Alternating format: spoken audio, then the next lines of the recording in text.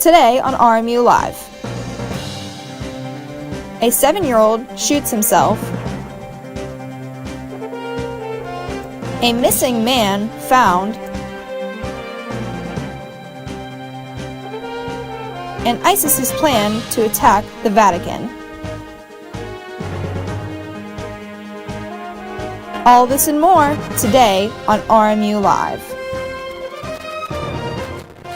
Welcome to RMU Live. Today is November 17th, 2017, and my name is Reagan Check. And I'm Nick Hedrick. Here's what's happening now. 15-year-old Brianna Spriggs from Waynesboro, Greene County, was reported missing Tuesday after her mother came up to her room to wake her up for school but found her bed empty. Spriggs was found with 27-year-old Nathaniel Black, who is being charged with statutory rape and contributing to the delinquency of a minor. A 7-year-old from Penn Hills was taken to Pittsburgh Children's Hospital after he accidentally shot himself in the foot. The child found the gun in a backpack that was downstairs in the house. A teenager purchased this gun, and he is in juvenile prison. All 3 adults that were in the house were sleeping when this event occurred. After a violent assault and kidnapping of a 40-year-old woman in Stowe Township last June, police are still looking for Edward Ponton, who officials say is a suspect. The woman who he was working with, Marnell Watts, was taken into custody the day of abduction and has since been charged with kidnapping and assault and remains in Allegheny County Jail. The father of Scott Warhite, George Warhite, got up and wandered out of the VA clinic where he was found later that night. He had several injuries. This included a broken nose and hip, as well as lacerations on his face. The hospital handled the situation properly, but the police are still looking into this case. Police in Atlanta, Georgia are looking for 25-year-old Nilsa Marie Urena after multiple teenage boys claimed she forced them to rob banks. She is also a suspect in 3 other robberies and an attempted bank robbery. Tim McKenzie, who owned the car that caught fire on the Fort Pitt Bridge, has apologized to Penguins fans that might have been affected by the traffic delays. There's no information as to why his car caught fire. McKenzie noticed his car was smoking after someone honked at him, but he was not injured. Officials are investigating an armed robbery that occurred on Wednesday at Sudsy Beer in South Fayette County. The suspect had a semi-automatic handgun. The 2 workers that were in the store at the time of the robbery described the suspect as a black 20-year-old male, 5 foot 11 inches to 6 feet, about 150 pounds, and wearing all black clothing. Officials were looking for Scott McGrath after he skipped his non-jury trial in September on charges of burglary, theft, stolen property, and conspiracy. Police got a tip on Wednesday that McGrath was seen riding a red bike on the north side of Pittsburgh. He was later found in an abandoned building beneath the West End Bridge, where the red bike was parked outside.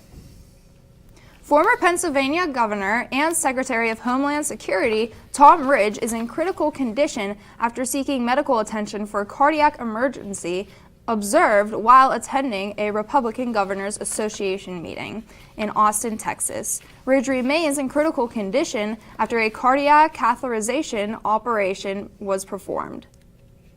St. James Church will be hosting a Thanksgiving dinner on November 23rd. This is the 10th year that they will be hosting this event. Food is served at 1 o'clock. You can donate food and clothing to this great cause, and all are encouraged to attend the Thanksgiving festivities. And there's controversy surrounding a police canine. The dog, whose name is Diesel, was changed from one handler to another because he was having trouble with the previous one. Some people are claiming that this is traumatizing to the dog. The owners of the dog said retraining him would cost thousands, and they are not sure what to do with him. A man in Florida named Willie L. Jordan Jr. faces criminal charges after he reportedly left 2 children in a car outside a gentleman's club. The children were freed after receiving some help from an employee. Jordan now faces charges for neglect.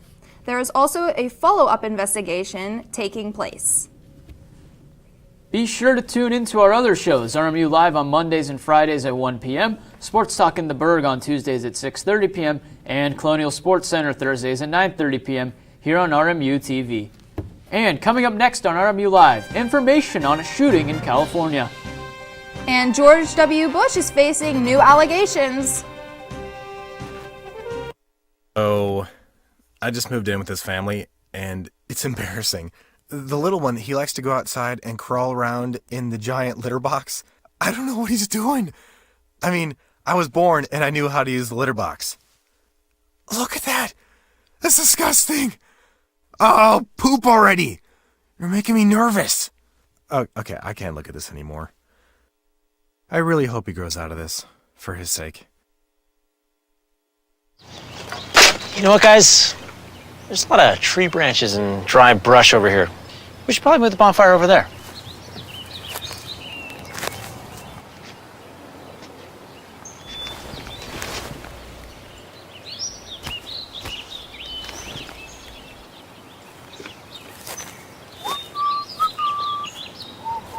I'm guessing Smokey liked that idea.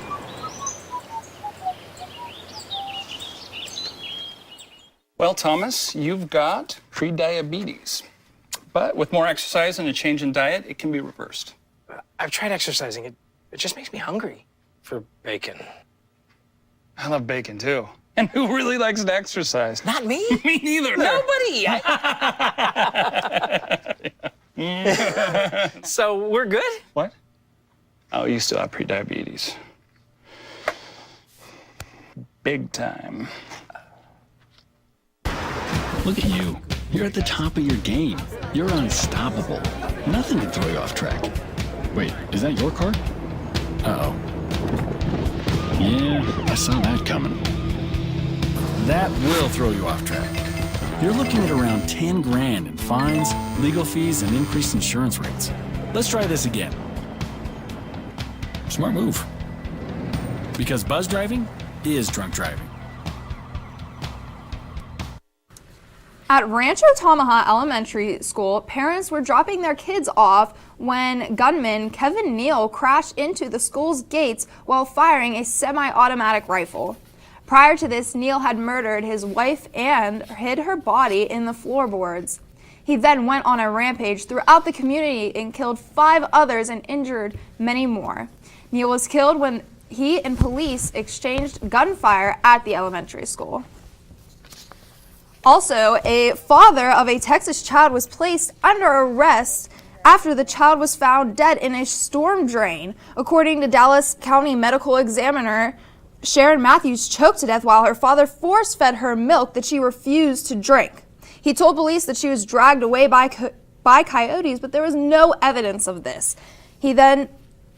Wesley Matthews was arrested for endangering and abandoning a child. The mother, Cindy Matthews, was asleep during all of this and was not facing any charges. A Michigan woman is claiming that former President George H.W. Bush touched her in an inappropriate way in 1992. This allegedly happened at a fundraising event when he was in office. The woman is now 55 years old and says people were all around her when it happened, but she does not think anyone else saw Bush touch her. And the president of Zimbabwe, Robert Mugabe, was placed under house arrest by the military. Many believe this was the end of his reign as leader. He has refused to step down, though, and even went to a military meeting with military commanders, that is, who had placed him under house arrest. The military, however, states that there is significant progress being made. On a Thursday UN Security Council meeting, Russia vetoed a U.S.-led resolution to extend the life of an investigation regarding the origin of chemical weapons used in Syria. Without the resolution, the investigation will close today. This is the 10th time Russia has used its veto power to protect the al-Assad regime and cast doubts on whether they will ever be held accountable. A pro-ISIS group posted propaganda encouraging its followers to attack the Vatican on Christmas. ISIS has recently been defeated in Iraq and Syria, so many find it hard to believe that they could enter Rome or the Vatican. This is not the first time ISIS has threatened to attack the Vatican on Christmas. There was a threat made to Pope Francis back in August. And Leonardo da Vinci's painting of Christ sold for $450 million on Wednesday. This was around triple the price that it was originally supposed to sell for. Some believe that this is because Da Vinci only has around 20 paintings and the odds of owning one are slim. The auction for this painting took place in New York. Warped Tour producer Kevin Lyman announced that next year will be the final cross-country trip of the extremely popular music festival. Lyman thanks everyone who performed in the tours and for everyone who helped him. The final tour will begin June 21st, 2018 and will end August 5th, 2018. NASA is pinpointing which glaciers are melting, adding to the rise in sea levels in local areas. The tool developed from this data will allow NASA to accurately track how sea levels will rise locally due to climate change, painting a more accurate picture of how climate change will affect our coasts in the future. A team of astronomers have discovered an exoplanet 11 light years away that may be one of the most habitable yet. Ross 128b is the second most optimal planet discovered yet using high-accuracy radial velocity searcher. And for all the news you could possibly need regarding RMU sports and arts and entertainment, be sure to check out RMUCenturyMedia.com. And coming up after the break, weather forecaster Tyler Schlendorn will be in our weather center with a look at this weekend's forecast. And our sports anchor Luke Yost will cover RMU sports when we come back.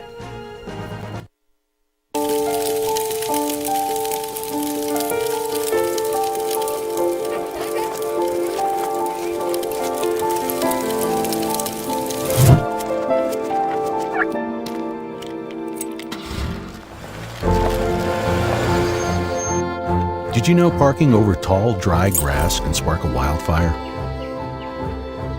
Only you can prevent wildfires.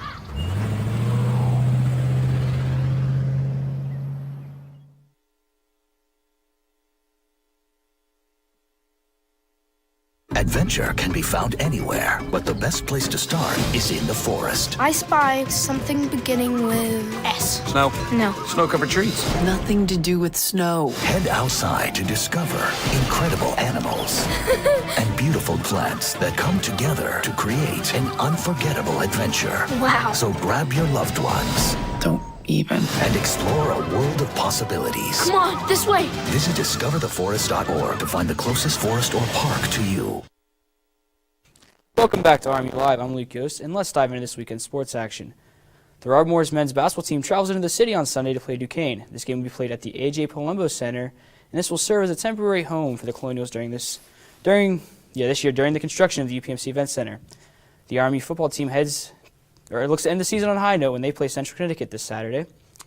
The men's hockey team returns home to the island tonight for a two-game set against the AIC Yellow Jackets. The 9th-ranked women's hockey team, however, is off this weekend and will resume play November 24th against Ohio State. The Ardmore's volleyball team plays in the NEC tournament today. In the semifinals, they play LIU Brooklyn. The Pittsburgh Penguins play the Chicago Blackhawks tomorrow night. Last time these two teams met, Chicago routed the Penguins 10-1. The Steelers are coming off a win last night against the Tennessee Titans. Over to Tyler and weather. Thanks, Luke. And as for today's weather, we're looking at a high of 44 degrees with a low of 35. It's just going to be cloudy throughout most of the day. As for tomorrow's weather, we're going to be looking at a high of 56 degrees. No, you're not looking at that wrong. With a low of 36 degrees. It's also going to be raining from 5 in the morning throughout the rest of the day. Let's jump right into the 5-day forecast. For the 5-day forecast, we're looking in the high 30s to all the way in the high 40s as the high, and also looking at the low 20s to the mid 30s. Now, let's jump back to the desk.